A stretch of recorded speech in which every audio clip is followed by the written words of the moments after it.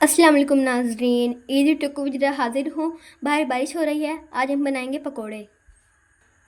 आइए तो अल्लाह के बाबरकत नाम से रेसिपी का आगाज़ करते हैं। बिस्मिल्लाहिर्रहमानिर्रहीम।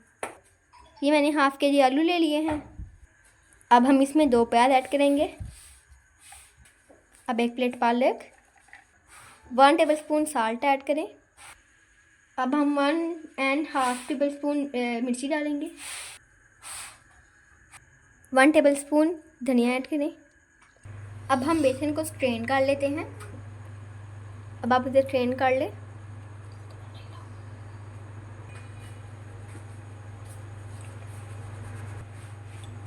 हाफ 2 चम्मच दही ऐड करें।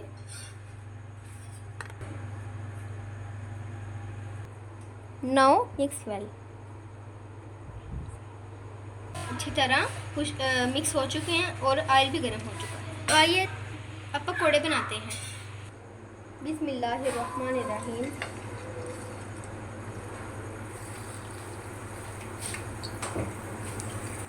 आहिस्ता आहिस्ता डालते जाइए। मैंने एक दफ़ा पैन फुल कर लिया है। मैंने हर एक पकौड़े की साइड बदल ली है। अब ऑलमोस्ट पकौड़े तैयार हो गए। अब हम इन्हें निकाल देते हैं।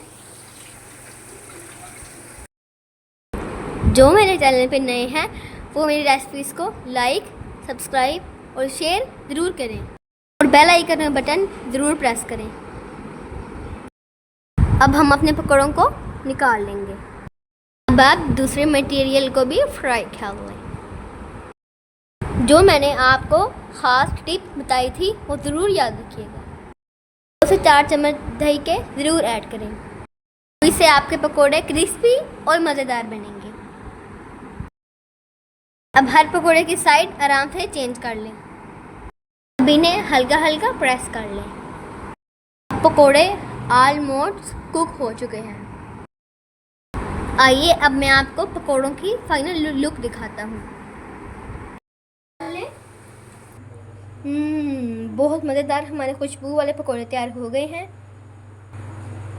आइए चेक करते हैं। ऐसे